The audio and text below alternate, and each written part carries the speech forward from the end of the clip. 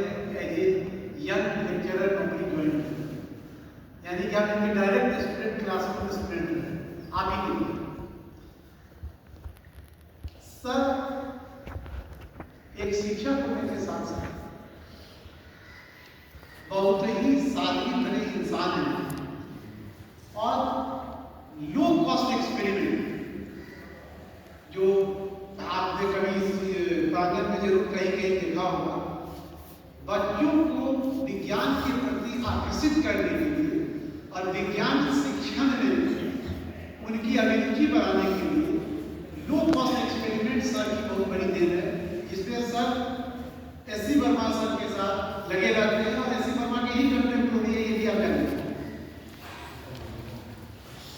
तो जहां तक आज के आयोजन का सवाल है, राष्ट्रीय विज्ञान दिवस, इससे मैं खुद बहुत दिन से जुड़ा रहा था क्योंकि आप लोगों को मालूम है कि मेरा जो स्पेशल सब्जेक्ट था वो स्पेक्ट्रोस्कोपी एंड लेजर ही था और सर सीवी रमन का काम जो है इस पे 1928 में उनको नोबेल प्राइज मिला।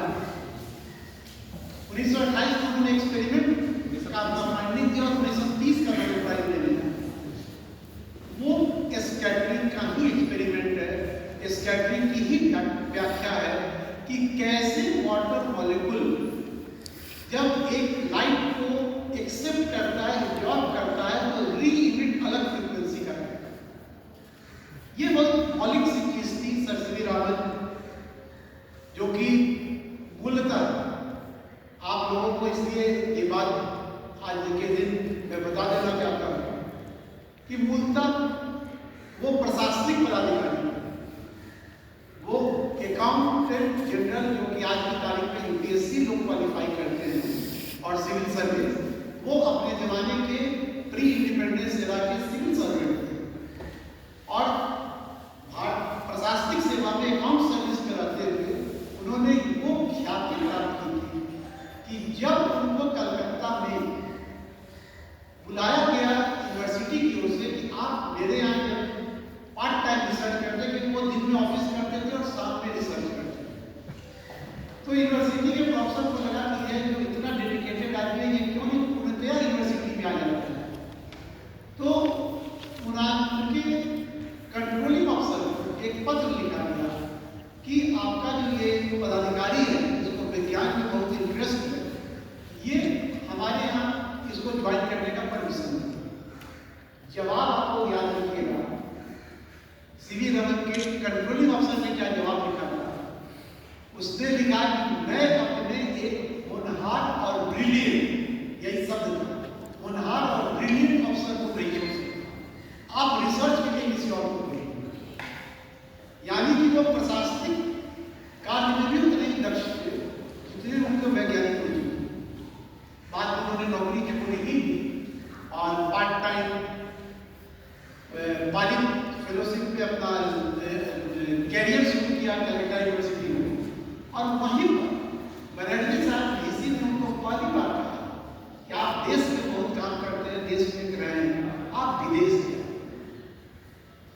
और उस समय बॉम्बे से इंग्लैंड के लिए समुद्री यात्रा होती, एरोप्लेन का जमाना नहीं, और वही समुद्री यात्रा के दौरान, जिसको कि बहुत फेमस सी बोझ कहा जाता है, समुद्री यात्रा के दौरान उन्होंने जो समुद्र के पानी का रंग नीला देखा, तो अपने साथ के वैज्ञानिकों से पूछा कि समुद्र का रंग पानी का नीला क्यों दिखा?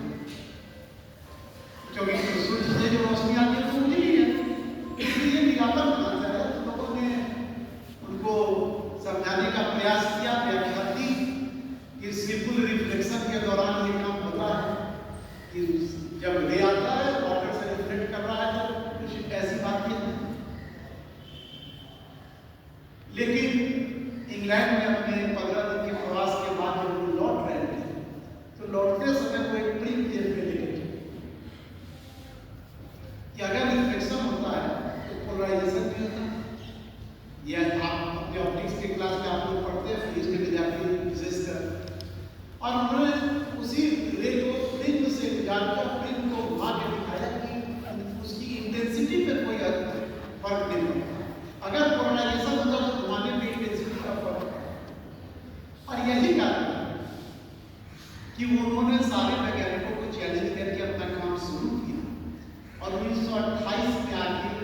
स्कैटरिंग के एक्सपेरिमेंट को डिफरेंट लिक्विड्स में, डिफरेंट मटेरियल्स में, और सबसे लास्ट में डायमंड, जो कि हार्डेस्ट मटेरियल है।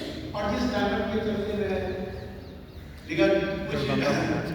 अब तो एक दशक जरूर हुआ, मैं इस बात को कहता हूँ बच्चों को, हर बैच के बच्चों को, कि वो दरवाजा महाराष्ट्र में लूट ली। डायमंड कहाँ से बैठते हैं, वैज्ञानिक बिहार का बहुत बड़ा कंट्रीब्यूशन है नोबेल प्राइज में। और उसके बाद उन्होंने 1928 में इसको पब्लिश किया और 1930 में उसको नोबेल प्राइज। तो उनके में जो भारतीयता थी वो तो अपने जगह है, लेकिन हम लोग जो अब राष्ट्रीय विज्ञान दिवस के रूप में मनाते हैं, उसका विशेष प्रयोजन यही है कि जो आपकी युवा पीढ़ी है, इसीलिए मैं बहुत दुखी हूँ आपके कमिटमेंट से कि आपकी युवा पीढ़ी को वैज्ञानिक चेतना कि वो जागरूक होना नहीं, और आपके अंदर साइंटिफिक पेपर हो ताकि आपके में विश्लेषण करने की क्षमता। आज की तारीख में जो अंधभक्ति और अंधविश्वास में लोग सामाजिक चेतना के नाम पे पार्टियों का झंडा उठा के दौड़ने लगते हैं, वो इसी कारण कि वो विश्लेषण नहीं करते। Leadership something different. आपको एकेडमिक लीडरशिप भी हो सकता है, आपको एडमिनिस्ट्रेटिव लीडरशिप भी हो सकता है। लीडरशिप अपने अंदर कीजिए, और उसके लिए वैज्ञानिक चेतना की आवश्यकता हर किसी को। उसके विकास के लिए ही ये राष्ट्रीय विज्ञान दिवस मनाया गया। और इस बार का थीम भी यही रखा गया है, जिसमें सर प्रकाश डालेंगे विशेष रूप से, कि आज की युवा पीढ़ी का सशक्तिकरण किया जाए, इंपावरिंग यू, कि आपका सशक्तिकरण किया जाए किस क्षेत्र में, तो विज्ञान और तकनीक, साइंस और टेक्नोलॉजी के में वैश्विक मतलब ग्लोबल लेवल पे आप लीडर बने। कि आज की तारीख में आप कहते हैं तो सुनते होंगे कि सिलिकॉन वैली में इंडिया का बहुत बड़ा दबदबा, और इंडिया की बात होती है तो साउथ इंडिया और बिहार के भी बहुत इंजीनियर और टेक्नोक्रेट आपको साइंटिस्ट वहाँ मिलेंगे ऑलरेडी। तो उस तरह के काम के लिए वैज्ञानिक और तकनीकी दृष्टिकोण से आपके में न सिर्फ दक्षता हो, आप में वैश्विक नेतृत्व करने की क्षमता हो, इसके विकास के लिए आपको सोचना। और ये इसीलिए सिविल का उदाहरण दिया मैंने कि पानी में समुद्र का रंग नीला उसी समय उनके सामने नहीं हुआ, उनके पूर्वज के सामने भी वही था।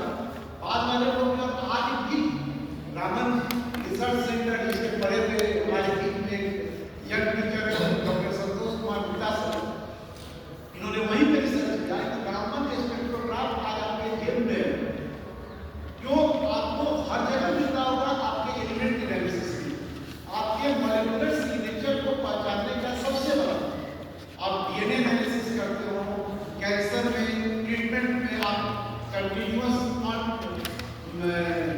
ऑनलाइन उसको कहिए या एग्जैक्ट टाइम बेस्ड आप मेजरमेंट करना चाहते हो, तो रामन स्पेक्ट्रोग्राफ सब जगह इस्तेमाल होता है। तो जो रामन 1930 में हुआ, वह 2025 तक टाइम एलिमेंट।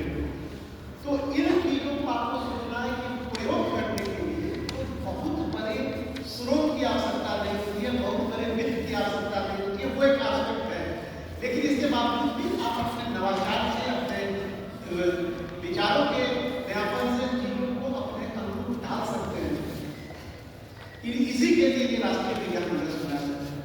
इन्हीं बातों के साथ मैं डॉक्टर अमरेंद्र नारायण सर से आग्रह करता हूँ कि आज इस विषय में विशेष विषय ही चुना है, साइंस एंड भारत। इंडिया में भारत इस मौलिकता को समझना, यही एक साइंस के विद्यार्थी के रूप में आपके सामने रुचि आए, उसके लिए बस दो शब्द ध्यान रखिएगा। मैं हमेशा अपनी क्लास में कहता हूँ हाउ एंड व्हाट। पहले व्हाई, इसकी क्यों जरूरत पड़ी, मैं क्यों पढ़ रहा हूँ, और उसके बाद हाउ, इसके बाद